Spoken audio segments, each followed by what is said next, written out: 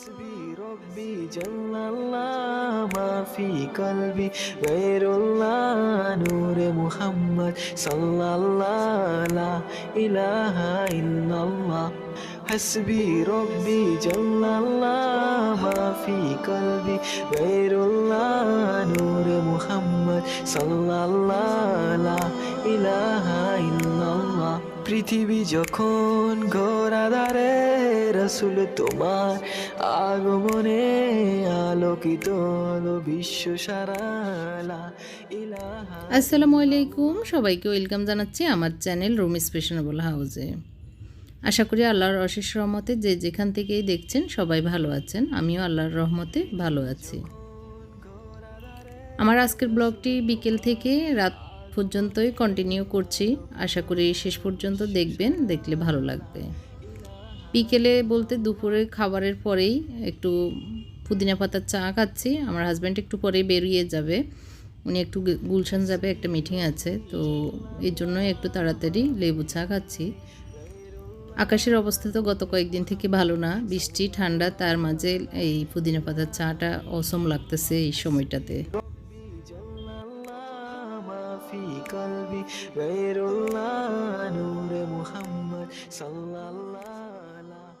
ওনাকে বিদায় দেওয়ার পরে রান্নাঘরে চলে এসেছি। বিকেলের নাস্তা হিসেবে আজকে ভাবতেছি একটু চকলেট কেক বানাবো। গত 2 দিন থেকে আমার মুনতাসির বলতেছে একটু কেক বানানোর জন্য, তো সন্ধ্যার পরে ওরা খাবে এই চিন্তা থেকেই। তো সব কিছু রেডি করে নিয়েছি। 1/4 কাপ নিয়েছি তেল, 1/4 কাপ নিয়েছি দুধ, আর 2টা ডিম, আর নিয়েছি 1/2 কাপ চিনি, একটুখানি লবণ, আর 1 চামচ নিয়েছি বেকিং পাউডার, 1 কাপ নিয়েছি ময়দা। এখানে আমি ডিম, দুধ আর চিনি একসাথে একটু বিট করে নিচ্ছি। তো আসলে খেয়ালের অভাবে তেলটা আগে দিয়ে দিয়েছি, যার কারণে আমি নিজে আফসোস করতেছি। একটু পরে দিব, চিনিটা মেল্ট হওয়ার পরে। তো অন্যমনস্ক হয়ে দিয়ে দিয়েছি, অসুবিধা নেই, তারপর কেক তো হবে আর কি, একবারে স্পঞ্জি হবে না আর কি। তো এখানে শুকনো উপকরণগুলো চেলে নিচ্ছি, পাশে অটোতে দিয়ে রেখেছি, ওগুলো বিট হচ্ছে আর কি, ভালোভাবে ফোম হবে, বিট হবে, তো তারপরে এই শুকনো উপকরণগুলো দিব। আমার কাছে এই ছোটো চালনিটা দিয়ে আমি একটু চেলে নিচ্ছি। 3 ধাপে ময়দাগুলো চেলে নিয়েছি। এখন দিয়ে দিচ্ছি বেকিং পাউডার 1 চামচ, আর দিয়ে দিচ্ছি একটুখানি লবণ।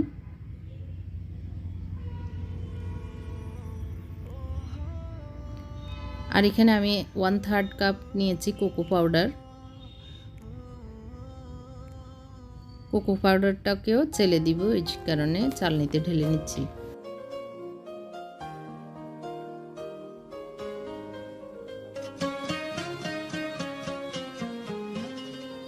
কোকো পাউডারটা ভালো ব্র্যান্ডের হলে খেতে কিন্তু অনেক ভালো লাগে, আর কেকের জন্য বেকিং পাউডারটাও ভালো কোয়ালিটির দিলে ভালো হয় আর কি। তো মোটামুটি অনেকখানি বিট হওয়ার পরে এখন আমি দুধটা ঢেলে দিয়েছি, আর একটু ভ্যানিলা এসেন্স দিয়ে দিচ্ছি।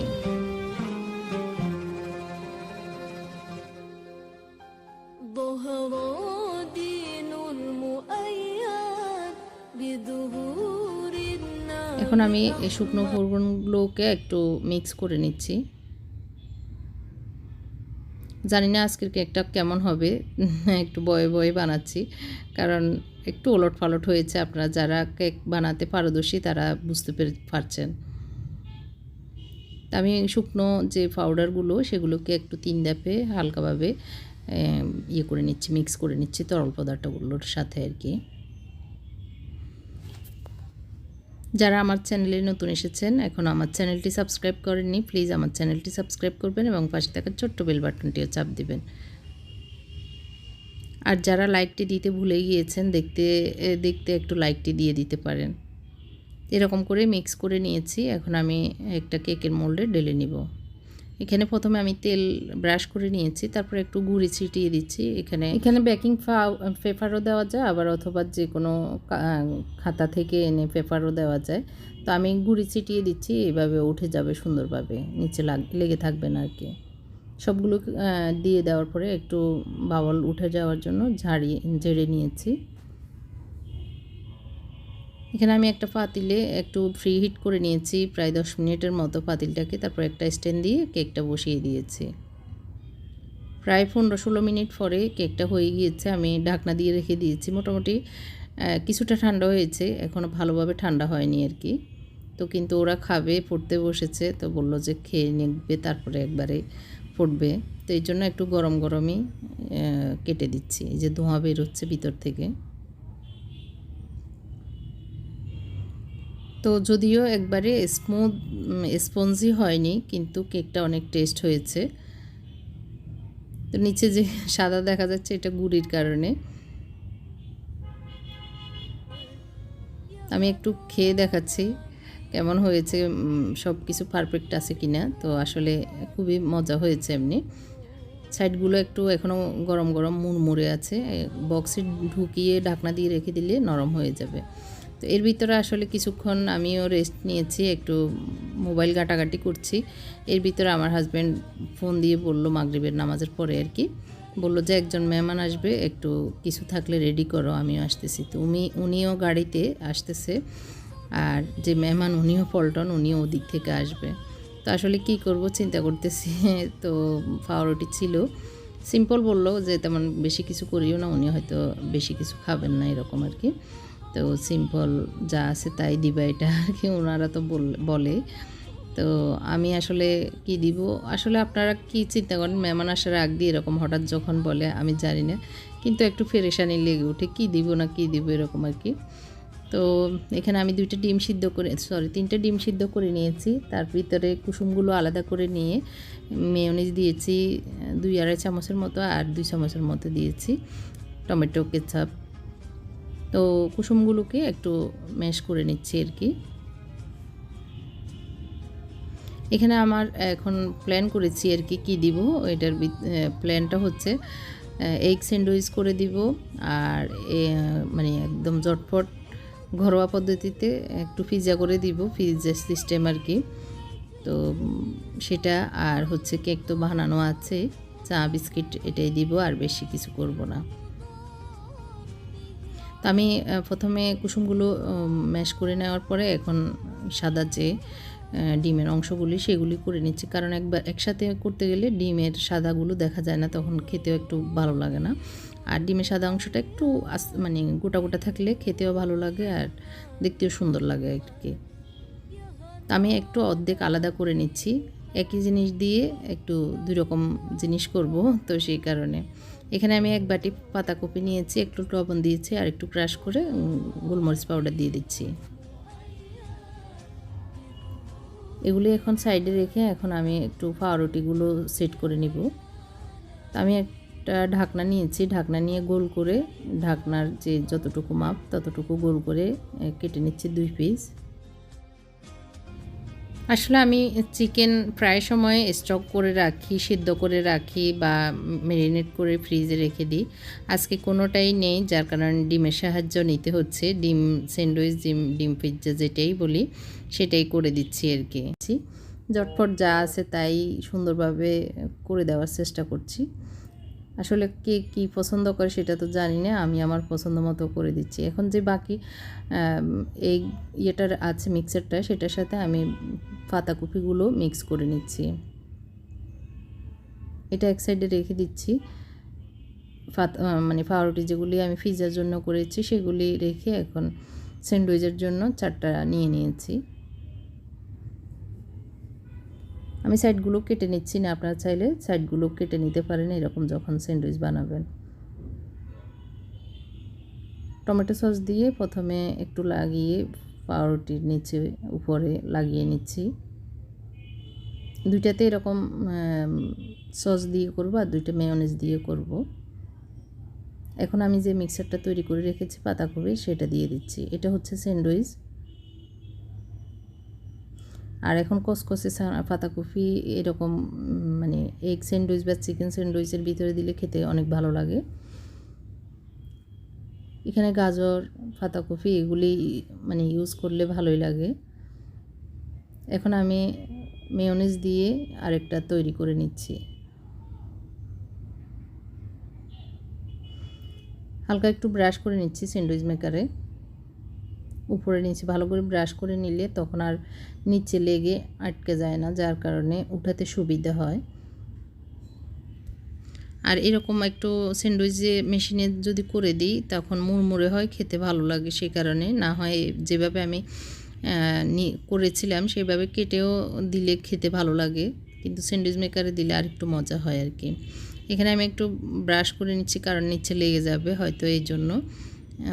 আর গোল যেগুলি সেগুলিতে একটু টমেটো কেচাপ দিয়ে ভালো করে লাগিয়ে নিচ্ছি আর কি। আমি এখন 3টা এইভাবে করে নিব, আর একটা আলাদা ফ্রিজে আলাদাভাবে করে নিব। আর যে ডিমের মিক্সারটা করেছিলাম সেটা শুধু এইভাবে দিয়েছি, 1 চামচ করে দিয়ে এখন যতটুকু লাগতেছে আর কি ততটুকু দিয়ে দিচ্ছি।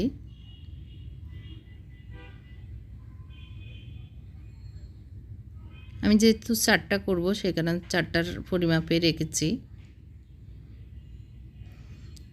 এখন আমি এখানে দিয়ে দিব একটু পেঁয়াজ আর ক্যাপসিকাম লাল এবং সবুজ কেটে রেখেছি। পেঁয়াজটা আসলে অপশনাল, তবে পেঁয়াজটা দিলে ভালোই লাগে, কসকসে মুখের নিচে মানে দাঁতের নিচে পড়ে, ভালোই লাগে।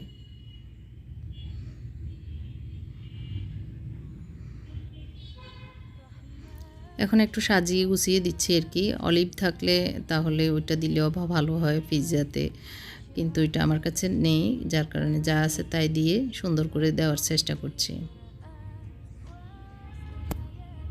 এখন দিয়ে দিচ্ছি মোজারেলা চিজ।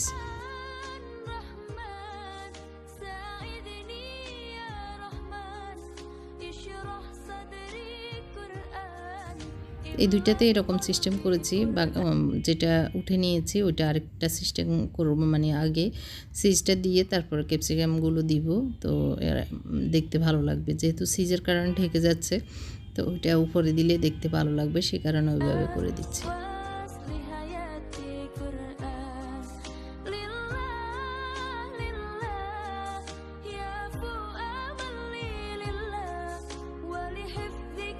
অন্যদিকে স্যান্ডউইচগুলো হয়ে গিয়েছে আর মেহমানও চলে এসেছে, ওনারা বসে গল্প গুজব করতেছে আর আমার নাস্তাও রেডি।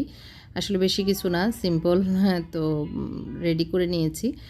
এখন আমি এগুলোকে মাইক্রো ওভেনে 1 মিনিটের জন্য দিয়ে দিচ্ছি। আরও একটা ছোটো ফ্রিজে আলাদা রেডি করে নিয়েছি। স্যান্ডউইচগুলো উঠিয়ে এখন কেটে নিচ্ছি। যেহেতু আমার হাজব্যান্ড আর আরেকজন ভাই, তো 2 জনের জন্যই করে নিচ্ছি। আর ওরা যেহেতু কেক খেয়ে নিয়েছে, ওরা এখন খাবে না, পড়তে বসেছে, 2 জনেরই তো পরীক্ষা।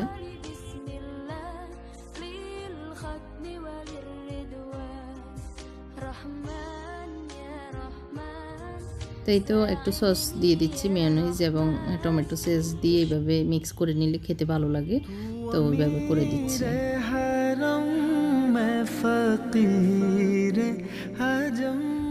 মোত্তাকির আগামী দিন ফিজিক্স হয়ে গিয়েছে, কেমিস্ট্রি, তো ও আর উঠবে না, ওকে উঠতে বারণ করতেছি, মুনতাসিরে দিয়ে আসবে আর কি। তো এদিক দিয়ে পিজাগুলো হয়ে গিয়েছে। এখন আমি একটু ভেবেছি এইটাতে চারোটা ধরবে, কিন্তু এখন দেখতেছি না ধরবে না, হ্যাঁ বেশি ঠাসা ঠাসা হয়ে গিয়েছে, এই জন্য এটা আলাদা করে মানে একই জিনিস 2 ডিজাইনের, যেহেতু এরকম করে দুইটা করে আলাদাভাবে দিয়ে দিচ্ছি 2টা ফ্রিজে। তো এই তো সিম্পল হালকা পাতলা নাস্তা, সন্ধ্যার পর আসলে জাল 2 আইটেম আর মিষ্টি কেক। আর এখন মুনতাসির দিবে, তো ট্রেতে নিয়ে নিচ্ছে আর কি। তো ট্রে করে এগুলো নিয়ে যাচ্ছে। এদিক দিয়ে আমি 4 পানি বসিয়ে রেখেছি অনেকক্ষণ থেকে, তো 4 পানিগুলো একটু পাতা দিয়ে দিচ্ছি 4 পানিতে।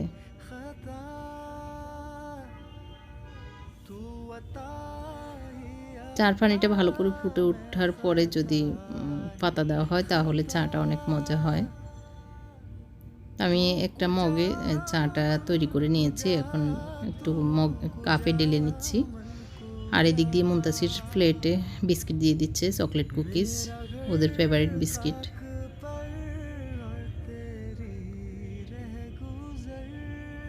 তো সবগুলো দুষ্টামি করে করে উল্টা দিচ্ছে, আর আমি ঠিক করে দিয়েছি, বললাম এরকম করে দিচ্ছ কেন, আর খিটখিট করে হাসতেছে আর কি।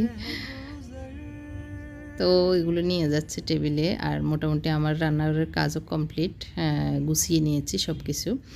এখন ও যেহেতু মেহমান সামনের রুমে কথা বলতেছে, ওর ডিস্টার্ব হচ্ছে, এই কারণে ও আমার রুমে চলে এসেছে বই খাতা নিয়ে, অঙ্ক করতেছে বসে বসে আমার রুমে। আমি এগুলো ঠিকঠাক করছি এর ভিতরে। এই তো ওর ড্রয়িং রুমে নিয়ে যাচ্ছে। सिदरतुल मुंतहा तू कुजा मन कुजा